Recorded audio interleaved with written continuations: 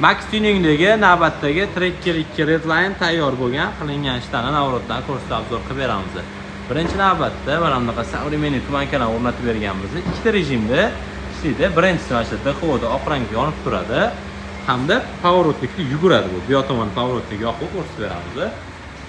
Prosta o'zinikiga o'xshab o'chib yonmaydi, mana shunaqa yuguradi. Prosta juda ham chiroyli, o'zini prostoy tumankasidan anchagina video yaxshi.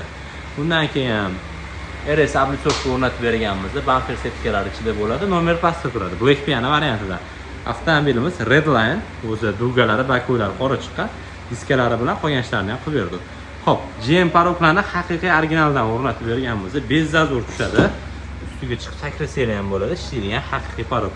Salonda qilingan ishlarga abdelni to'xtalib o'tamiz. Malibu bar, nakitga polik registrator bo'lgan hamda avtozapus qilib berganmiz o'z shtatniy pultiga. Oldi yon oynalariga 120 talik Rhino'dan tayyorlovga qilindi, orqalari 170 talik bo'lib ketdi. Haqiqiy beton bo'ldi, xudo xolisi.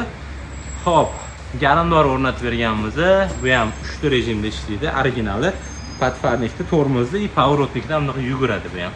Original haqiqiy skorostidan oranjiy yonadi. Kia dizayndagi orqa bamperlarni ham o'rnatib berganmiz bu Trackerga. Videoni ko'rasiz, juda ham chiroyli turadi. T qismlarida Black Piano variantida. Bamper ziboriy almashadi. O'zlarini bamperlarini sotib olsalar ham bo'ladi.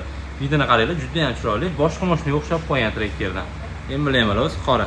Xo'p, undan keyin tonirovkalarni aytib o'tdik. Salonida qilingan ishlari polik, nakitga hamda Malibu 2 bar original variantida Premier komplektatsiyadagi barimizni o'rnatib berganmiz.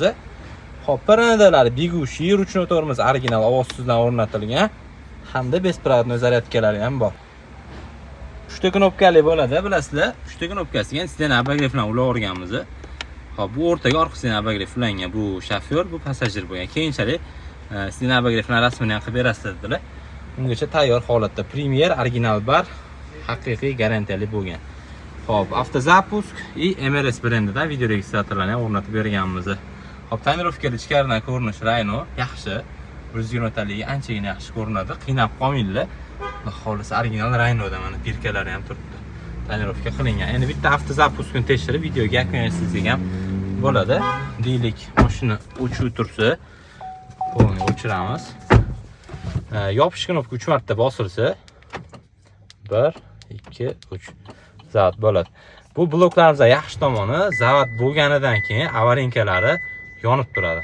Avarinka yoqib signal beradi zavod bo'lganligi haqida. Xudo xolisi tayyor bo'ldi. Xizmatlar qiziq bo'lsa, Max Tuningga murojaat qilaverasizlar, ishlarni inshaalloh chiroyli qilib bitirib beramiz.